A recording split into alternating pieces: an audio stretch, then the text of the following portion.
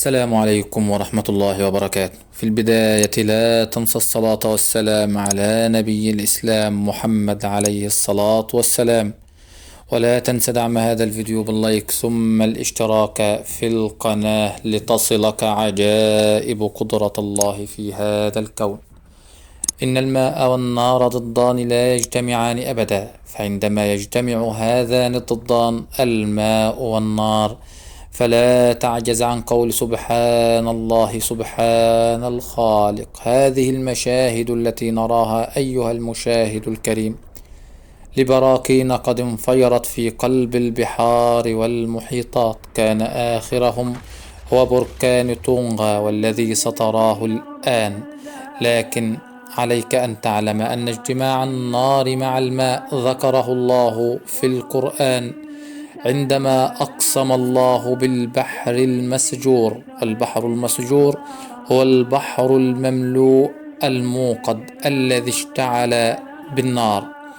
جاءت هذه الآيات التي تثبت اجتماع الماء بالنار منذ 1400 سنة عندما نزل القرآن على نبي الإسلام محمد عليه الصلاة والسلام.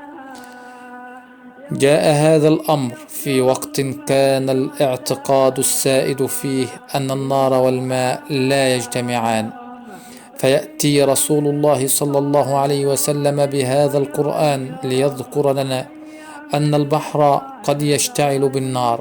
فمن أين أتى نبينا محمد بن عبد الله بهذه الحقيقة وهي غير معروفة في هذا الوقت وغير معلومة، مع أنه لم يكن عالما بالبحار ولا عالما بالبراكين، بل ثبت أنه صلى الله عليه وسلم لم يركب البحر ولو مرة في حياته، وثبت أيضا أنه لم يرى البحر أصلا.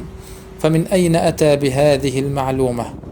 أمام هذا السؤال لا نجد لهذا السؤال جوابا إلا أن نقول أن الذي أخبره بهذه المعلومة هو الذي خلق البحار وخلق البراكين وأنزل عليه القرآن، فهو يعلم كل شيء. فإذا كنت مسلما فلا تعجز عن كتابة الحمد لله على نعمة الإسلام، وكفى بها نعمة، والحمد لله الذي هدانا لهذا وما كنا لنهتدي لولا أن هدانا الله. أما إذا كنت غير مسلم فعليك أن تبحث في الأمر وأن تفعل